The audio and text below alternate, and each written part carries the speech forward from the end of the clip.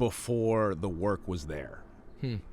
But I was always working, and because I've look, I'm in my 20s and I've dated people, and for some reason that is very crazy and interesting to people. I don't think it's that interesting. I've been in show business for half my life, almost, for like 14, 15 years, and on a national TV show, and I am in 12 years I've dated like 10 people. I don't really think that's that crazy, but to some people it seems very interesting, and that became sort of like all anyone would talk about, and it was confusing because like I'm not on Instagram, I'm not like on social media, I'm not like flexing, you know what I mean? And these people that I've dated, like I met them at work, like I wasn't in anyone's DMs, no one was in mine.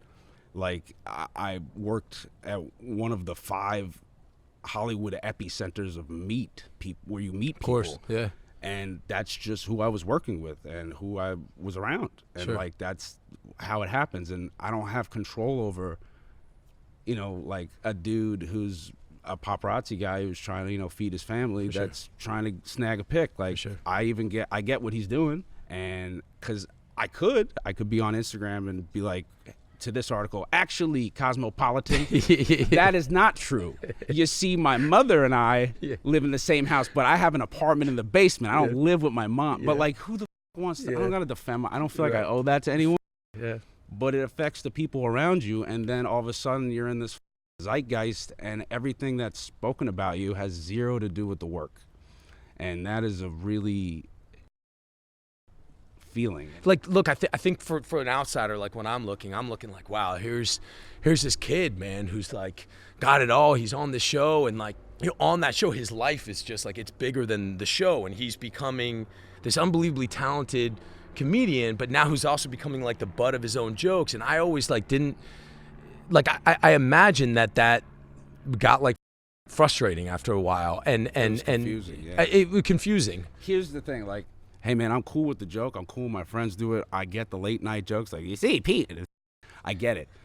When it's your own show, and like I'll be sitting in the back watching the cold open, and the cold open is topical political humor or whatever's in the culture, and they're making fun of you, and then you got to walk out and do a sketch next and hit your mark, and the show just made fun of you. So why are they gonna laugh at you? Like, they just dogged you in front of everyone, and then you step out there and you're like you're dressed like a clock or something, and you're like, I'm a loser, man. And like, these are people I've been with for almost a decade. Like, I grew up in front of these people. They've watched me through the most difficult times in my life, and they've been there for me.